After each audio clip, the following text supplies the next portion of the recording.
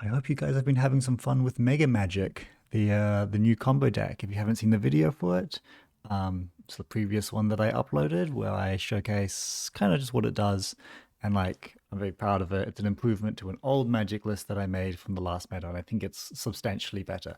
So this is just going to be me talking about how to actually play the deck, a bit more details on exactly how it works, how the combo works, how you should play it, the common lines, the counterplay, and I guess some FAQ on just navigating the this very unusual deck.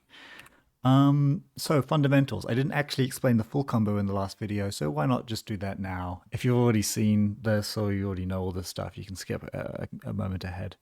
But very basically, Picha is a card that turns your installs into. Oh, I should move my camera, I suppose. It turns your installs into clicks. So every time that you install a Picha, you're effectively going +1 click, assuming that you were going to run that server anyway. This deck is a combo deck that spams R&D many times in a single turn. So if we always install Picha on R&D, every time we install Picha, we're effectively getting a click. Now, usually it costs a click to install a card, but not for us. We're going to be using Illumination, which installs 3 cards, and they can all be the exact same card. They can be 3 different copies of Picha. Picha also is not unique, meaning that whenever we play Illumination, we're effectively getting an R&D run and going up 2 clicks. So the deck is built around running R&D for free and playing Illumination as many times as we possibly can. Then, to turn all those R&D runs into a win, we're using Conduit. Conduit does not require a conduit run to be successful in order to improve itself. It just checks on how many times you've run R&D. So each time we do an illumination or just a regular run on R&D, we're going to tick up our conduit, and then at the end of the combo, we use conduit to see between 20 and 26 cards off the top of R&D.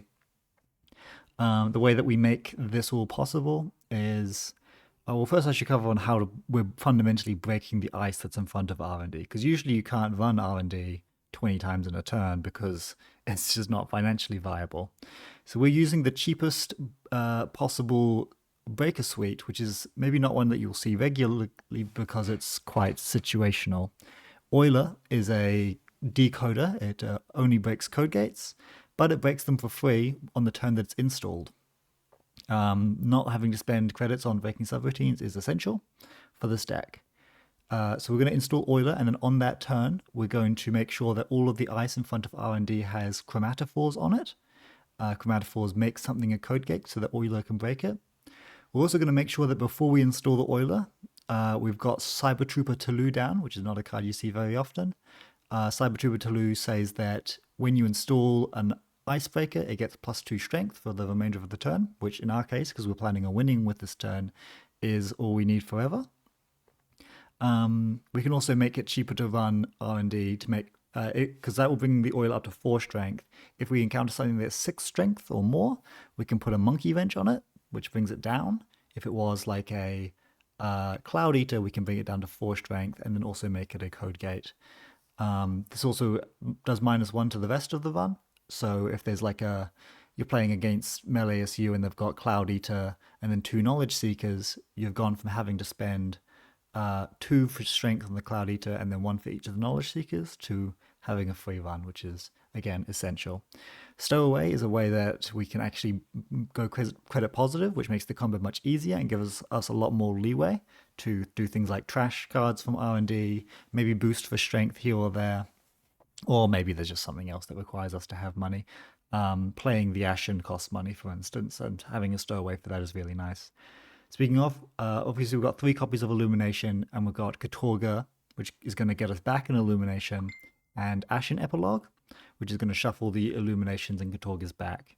So at absolute maximum, we can play 3 copies of Illumination, then Katorga, which is 4, Ashen everything back in, 4 more, so that's 8 copies of Illumination. Each copy of Illumination gives us +2 clicks, plus an R&D run. So if we count each copy of Illumination as 3 clicks, and we say that we're valuing the R&D run that it gives us as a click as well, we're doing 8 times 3. That's a beautiful 24 clicks that we're getting just from this combo, on top of the 4 that we get just because we're playing the game.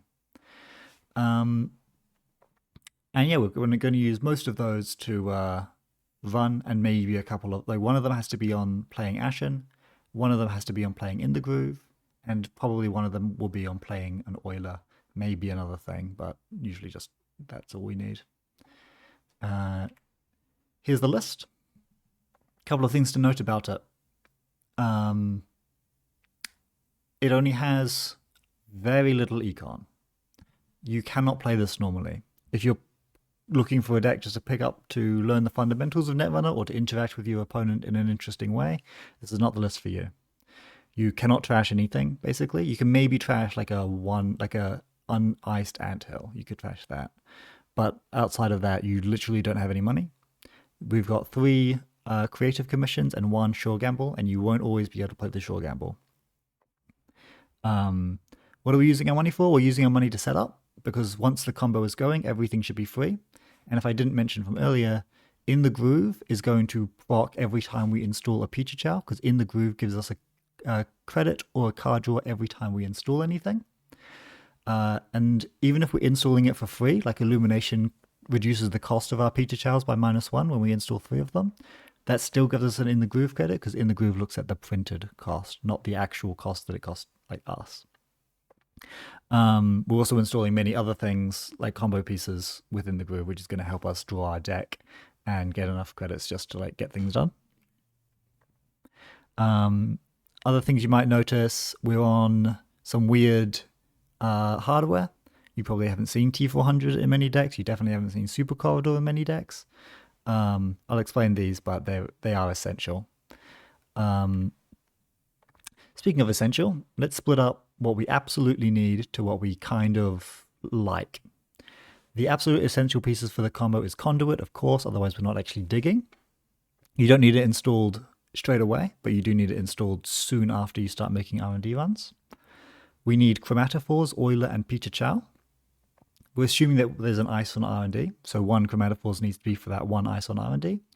Euler is essential just to break that ice. We probably want a Cyber Trooper installed beforehand in most matchups, where we're expecting something with more than 2 strength. The only, I think, place where I would not expect to see ice with more than 2 strength is if I'm up against Epiphany, which is, they usually don't run anything more than 2 strength. But anyway, Peach Chow. Well, all 3 copies of Peach Chow are essential. Otherwise, you're not really printing very many clicks. You can technically get a combo off with 2, but you fundamentally need 3. Otherwise, you're not doing very much. So that's the absolute essentials. Everything from there is utility. So if there's 3 ice on R&D, you're going to need all 3 copies of Chromatophores. If there's more than that, you're going to have to make do with 3 copies of Chromatophores and just hope that one of them's a code gate, because remember, you don't need Chromatophores for code gates. We may need a MU for the Hush. We may need an MU for the Monkey Wrench. And we probably want an MU for the Stowaway. The Stowaway makes everything a lot more easy. So you fundamentally cannot start the combo without at least +2 MU. You simply won't do anything. You will usually want 3 MU so you can fit the Stowaway, and if there's more than 1 ice, you're going to need 1 extra MU for each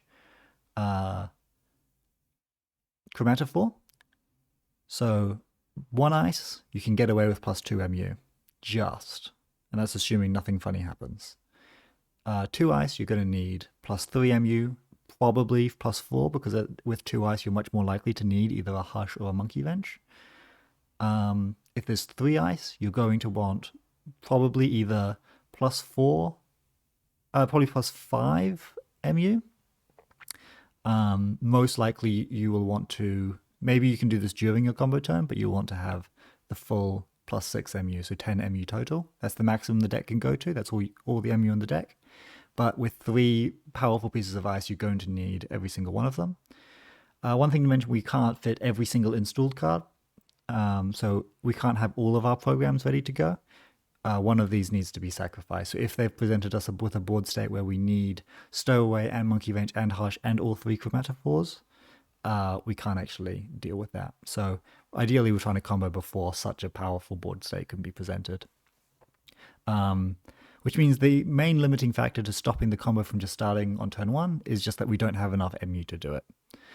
So we need to use Magdalen's text, which is she can install one card from her discards to make sure that we're installing our MU and we're ready to go for the combo turn. To make the combo easier and cheaper, we're using some really efficient setup tools. We're using Gachapon, which is a cheap way to pull a card from our deck. Any installable program or Cybertrooper Tolu will do. Read Write Share is going to draw us through our deck very quickly. This is a new card. And it's also going to curate what cards are left in our deck. I'll explain more about how to use Read Write Share soon. And Simulchip is going to treat our bin as basically another hand. So when the turn starts, we pop our Read Write, which is trashing a program. Each Simulchip is going to fetch a combo piece from the deck. And we want to make sure that we have enough programs trashed at the beginning of our combo turn for our Simulchip to be ready to go. We can also install our programs using Maggie or just regular clicks on our opponent's ice, keeping in mind that they can overinstall, which can be an issue if your bin is already overloaded with programs, but usually it's not such an issue, especially if you're putting it on R&D, because every time they trash an ice off R&D, maybe that's one less chromatophores we have to use. So if they're overinstalling their ice on R&D, that can actually be good for us. When you pre-install on the opponent's ice, it just means that you're committing to starting your combo with Spree. There's a Spree in the deck, which lets us put all of the programs that we scattered across the opponent's board onto R&D, so we can start our combo straight away. Basically, we're treating the opponent's board as just another hand. There's a lot of hands. There's a hand in the bin. There's a hand on each Read Write Share that we install. There's a hand in the deck, because we can fetch everything from it with Gachapon. There's a hand in our hand as well. Next up. The setup turn structure. This is the way that you play the deck until it's time to combo. This is just something that I've learned playing a lot of Maggie and figuring out exactly how fast the deck needs to move. Probably the most common turn you will do is click to draw, click to draw, click to draw, and then play a creative commission or a setup tool. Then get your Maggie install and discard a program for Simulchip. That's one of the most common things.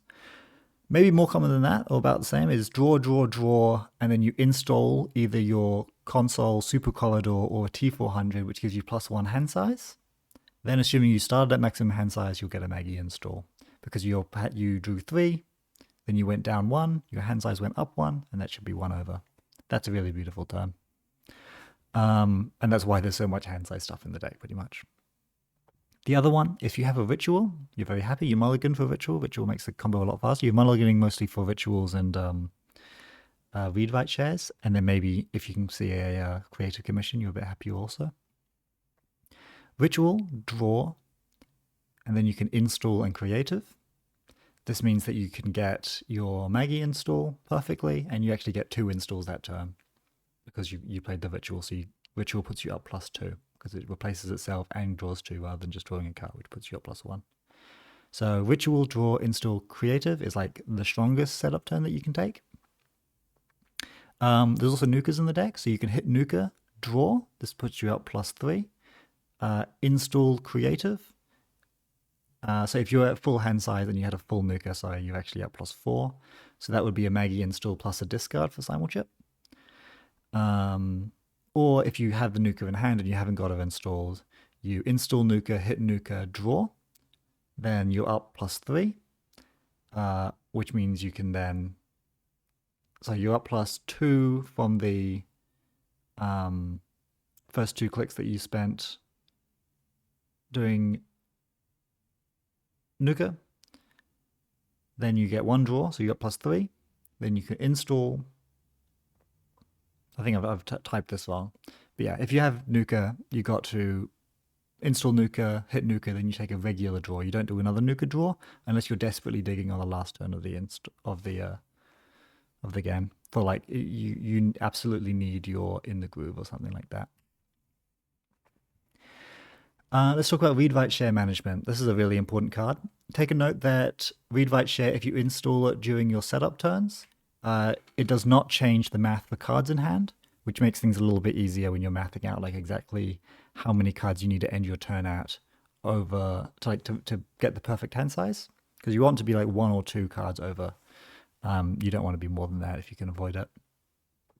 So read write share doesn't change that math because it puts 1 on it and then draws 1, so just don't count that as being a draw. One read write share that you install should be hosting your installables, and you're going to fetch these out later with Gachapon. Specifically, you're going to want to host your installables that you need for the combo, and you may also want to host something that you want to RFG, because remember that Gachapon has RFG text on it. It removes things from the game. So your read-write share, one of your read-write shares, if you got a handful of great combo pieces like Picha Chow, Chromatophores, and your Stowaway, also maybe your Muse, but I'll talk about Muse in a bit later. The first read-write share is taking those out of your hand to make way for other things, and then you put them in the deck. You may also want to put some garbage in the deck, like maybe it's a matchup where Gauss isn't needed. Gauss is a tech card. You can also put that on the same read-write share, because your premium installables are going to be selected from your Gachapon pool, and the crap ones like Gauss are going to be RFG'd. So you can put your fodder on this one. The other read-write share is primarily going to be for your combo events like Illumination and Katorga Breakout and Ashen Epilogue. Don't put Spree on here if you can avoid it, and don't put In the Groove on here unless you have the second copy of In the Groove ready to go. This is the one that you're going to shuffle in later on in the combo term to make sure that you have all the combo pieces installed that you need, and then within the groove, as we install the rest of them, and as the rest of the combo resolves, we will draw these. We're basically setting them aside from our hand to get them when we actually need them. Depending on how you draw, you're going to know which of these read-write shares you're going to start building first. Simulchip management. Simulchip, you're just trashing any old program pretty much. It doesn't matter a ton, except that you need to make a choice. Either you Simulchip your Muse, as in you trash your Muse from your hand with your discard, you don't install it. You almost never want to install it with Maggie. It's too expensive. But it's a great thing to have in the bin because it means your Simulchip can fetch anything. And when you install something with Muse, which it grabs any of the Trojans that you want, it's very flexible, you can actually trash the Muse during that install and then use any of your other Simulchips to go get it. So if you have 3 Simulchips installed, you only need 1 Muse in the bin and nothing else, which is great. So if you find Muse early, you can overdraw and just say, I'm not going to discard any of my other Trojans. Or if you don't find Muse, you can discard like your Picha Chows and a Chromatophores or something like that, and then you can grab them with Simulchip. The Conduit usually does want to be discarded because it's a big discount to get it out with Simulchip, and we don't have the money to just be hard casting it from our hand if we can avoid it. So Conduits, you just discard it because it's really cheap to get back with Simulchip. You get to save all the money. Muse, you either discard Muse or you discard something else, like the other type of things. You discard your Trojans. Gachapon management. You're going to know what you need to Gachapon. Once you have sorted your read-write shares properly, you should have in mind what you're going to fetch with your Gachapon when you pop it. This requires you to be very aware of exactly where all of your programs are at any given time. Also, it can fetch Cyber Jupiter, don't forget that. But, you know, it's very flexible. Depending on what tech cards you need for the matchup, you can choose what you're RFGing. Remember, once the combo is started, you're not going to be playing Nuka, you're not going to be playing creatives, so just remove them from the game if you possibly can. It's actively good to do that, because you don't want to be drawing them, you don't want to be wasting your resources like that. Do not RFG your MU unless you're absolutely certain that you will not need it. It's easy to be like, oh, I probably don't need this T400, and then find out that, yeah, you did need that T400 because there's a bunch of weird ice. You can be greedy with Gachapon. If you know that the deck has lots of targets in it and you need to get the combo going sooner rather than later, like say it's turn 6, you've drawn a few cards but your opponent's literally about to win, just do it. Gachapon is a steady set of hands. You do not need to wait until the deck is completely empty to guarantee your Gachapon hits. Just use it when you're doing your combo, and you need to do your combo when you need to do your combo. So Obviously, the ideal is your deck is completely empty. You shuffle your 4 cards in. One of them's like, you know, they're all good. They all say you would need to install them all. You can install them all with Gachapons. But if that's not the case, if it's a bit messy, you've only got, say, a couple Gachapons installed, you haven't drawn through your entire deck, but you've got In the Groove in hand and a Spree and your Oiler ready, you know, maybe just go. Just trust yourself a little bit. Here's what the combo turn looks like, the average combo turn. It starts with In the Groove, of course. You can't do it without In the Groove. It will not work very well. So this is why I say do not host it. Try not to lose it to damage or anything like that. But, you know, if it gets hit by damage somehow, it is what it is. There is another one in the deck. There's 2 for that reason. Then you pop your read-write share with your installables on it. So that they're in the deck. You pop all your Gachapons to go and find them. Each of these Gachapons should be drawing you a card most of the time. Unless you desperately need the credits, like you can't even afford to install your Oiler. Then you've got to get up to Oiler credits at least. You usually play your Oiler from your hand because you should have been holding onto it. This Oiler doesn't usually belong in the deck in case your Gachapon somehow misses. Obviously, if you have guaranteed hits, you're allowed to put it in the deck, but otherwise don't. So you play your Oiler. That's your second click spent. Third click, you Spree. And you see what happens. The first thing you might want to do with Spree is to pull some of your Trojans from your other servers. What you don't want to happen is to Spree, you pass priority over to your opponent, and then they res and pop a Event Horizon. Much better instead to Spree and any Trojans that you've been storing on the board.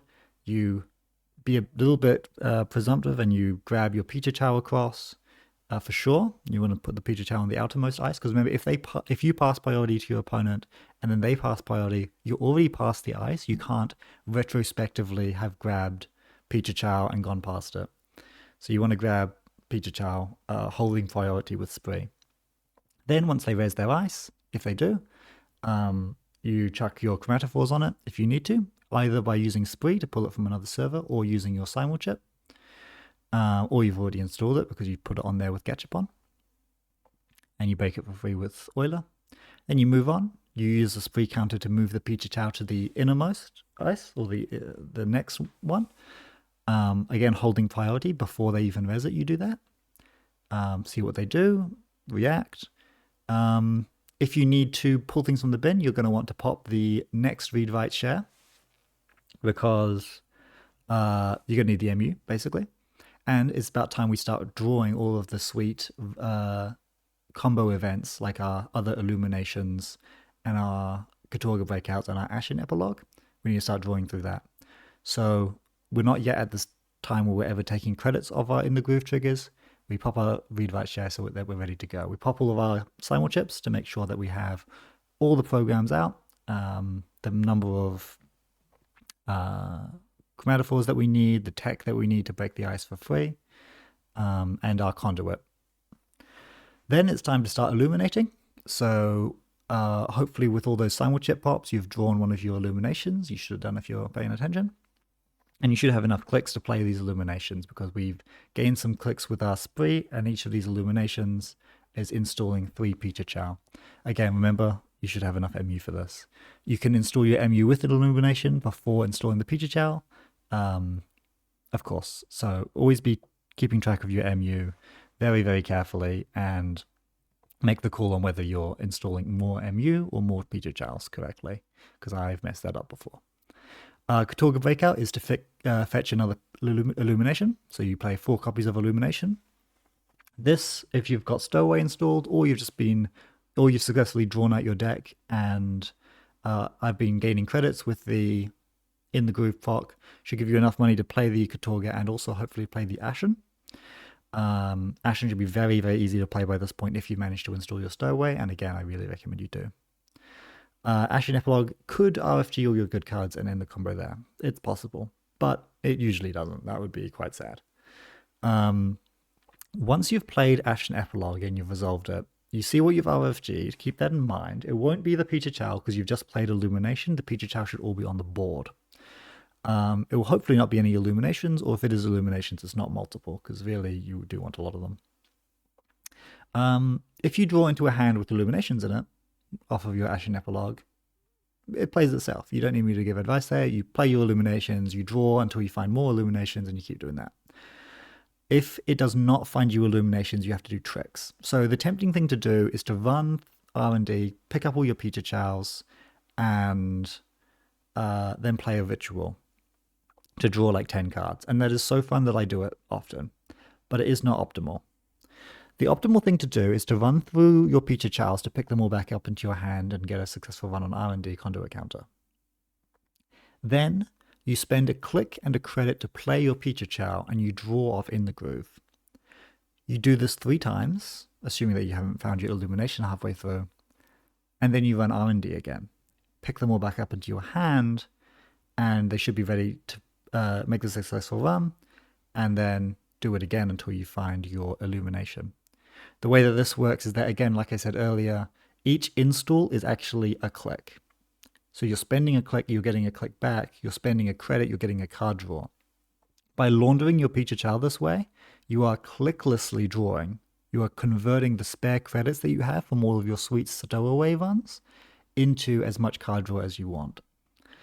Obviously, you are somewhat click limited. You can't do that forever, because you occasionally have to make a run, which is a click sync, and you only get the clicks back when you run through the Peter Chow.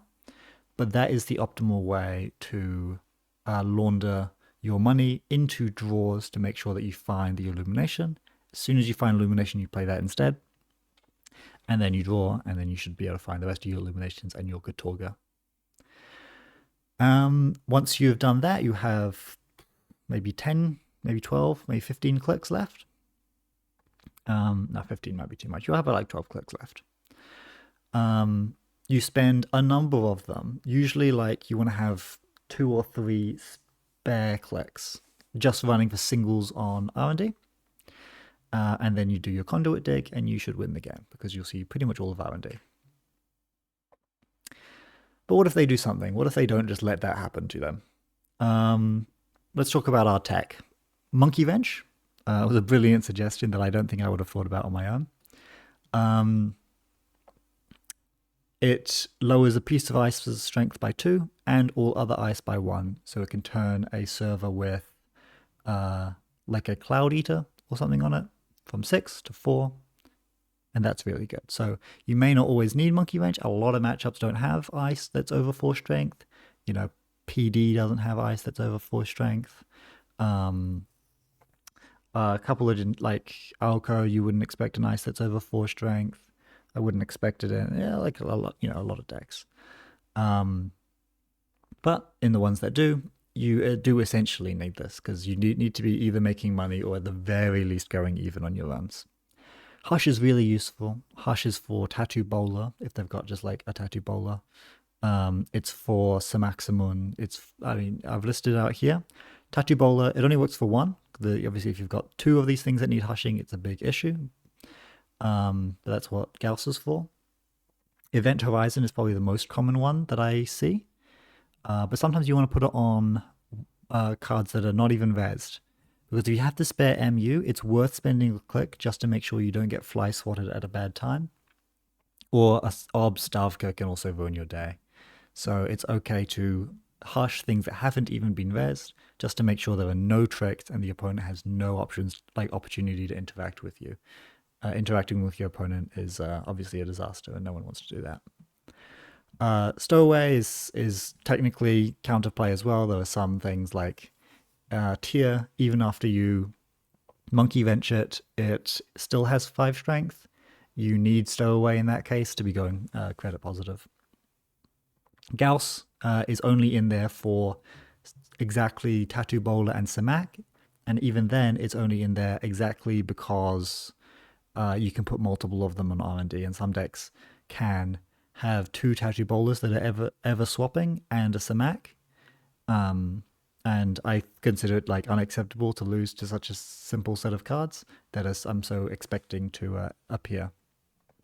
So I put a Gauss in there. Most games the Gauss doesn't do anything, and you just either discard it or use it as chaff for draw with Read-Write Share or RFG it with Gachapon. What if they don't even ice R&D? What if they just play? This is probably the most common to see out of PD, but it can also happen out of things like Thule or Epiphany. Well, the combo doesn't work very well if they don't ice R&D, obviously, because you want to be illuminating through things, getting your through like Peter Charles, getting your conduit counters off of your illuminations and your Peter Charles. But what if they don't do that? Well, you need to try and lock their R&D with conduit. So if you can get it out, you can hard play it from your hand, or you can try and Gachapon it out early if you're feeling lucky. And just, you don't need to like spend all your clicks doing it. You should still be setting up to get ready to go. But if you get your conduit to like 2 or 3 counters over a couple of turns, eventually they will just need to ice R&D, because otherwise you will simply win full stop. They may not even be able to draw the agendas that they need to win the game, because you're locking the deck. If that's not working, and they are refusing to ice R&D, or that you just think that they have the agendas that they need to win the game in hand, and you don't have a way to pressure that, which you probably don't because the deck is not good at pressure, there is a forbidden second option, which is you do the combo splitting your runs between R&D with your illumination runs and a single ice server like HQ or a remote server. If you do that, then you can use the illumination to install 3 Peter Chow onto the single ice server. Then you spend a click running through it. You can even use Katorga Breakout if you have that. They might res the ice, you should break it for free, you get to see a card in HQ, maybe you steal an agenda, but more importantly, you get your clicks back so that when you illumination again, you can run the ice, get your clicks. It's much less efficient. The reason it's so much less efficient is that every single time that you're running that remote server, it's a click that you're spending that you're not getting a conduit counter. So this combo is much smaller. I haven't done the math on exactly how much smaller it is, but you will probably not see nearly as much. Another bright side is that you can, because you're doing this slightly smaller combo, you can be a little bit more avant-garde with how you use the conduit. You can, every single run on R&D that is not a illumination, you can probably feel a bit safer just to make it a conduit run. But yeah, this is a form of counterplay. If it's a deck that can get away with not icing R&D, you can farm up clicks and get pretty deep in with just like conduit, illumination, pick up the illumination clicks on from running HQ, illumination again, pick them up from HQ, etc., etc. And you can even get some stowaway credits, but again, you're getting a lot less stowaway credits because ideally everyone is on R&D, and in this variation, every single run that would be a illumination run is like effectively not on getting stowaway credits, and we're trying to do that 8 times, right? Mavirus counterplay. Mavirus is usually in the deck. Most of the time, Corps run 1 Mavirus, if they were on it at all. And most of the time, by the time we're comboing, the Corp hasn't actually seen their entire deck, or even half of it. Because we should be comboing on turn 6, 7, or maybe 8. If we suspect it's in the deck, or they just don't have a card installed that could be Mavirus, do not click your conduit. Wait until you have maybe 3 clicks left. Your conduit has more than 20 counters on it, ideally. Then you click your conduit. That way, you're playing around a couple of things. You're playing around things like Bite. You can't lose your Peter Chow or your Ashen or anything like that to seeing cards, because you've only been seeing the top card each time. Your illuminations only see 1. Your single runs only see 1. You simply just don't use your conduit. It's an optional thing to be doing. Then when you've got 3 clicks left or 2 clicks left, you run R&D. You steal all the agendas that are in the top 20-something. You trash all the cards that are in the top 20-something because you should have infinite money from your stowaways. And then you can do another conduit run if you want to again, and you'll see probably the entirety of R&D. What if you think they do have Mavirus installed? Well, can you run it? Probably not. If you can't run it because it's in their remote server, you need to play differently. You need to, whenever, like intermittently between your illumination turns, whenever your conduit's at like, a healthy handful of counters. I said 3+ here, it should probably be more like 5+. You should just poke in with the conduit. So you're digging deeper and deeper as you steal agendas from the top. Eventually, you got to play a game of chicken where the corp decides how much they're willing to let you see, taking a guess at your range. So say you're running with 10 counters on it. Are they going to pop Mavirus then? Well, if they don't, then you're going to see even deeper when you steal the agendas off the top. So say they pop it, and then you get it to 10 again, and you can make runs when it's at like 8, 9, 10, and you'll see quite deep. So it's bad if they have Mavirus installed. That is one of the strongest and easiest pieces of tech they can do. But this is our counterplay. We use our conduit more frequently if they have Mavirus installed rather than if we think it's in the deck. And yes, that's my rambling on Magic deck. I don't know who's going to find that interesting. Maybe it's just fun to watch someone talk about something that they've spent some time thinking about and testing. But yes, I hope you enjoyed and have fun with Magic. Mega Magic it's pretty cool to play. Don't do it against randoms though, like I say. Goodbye.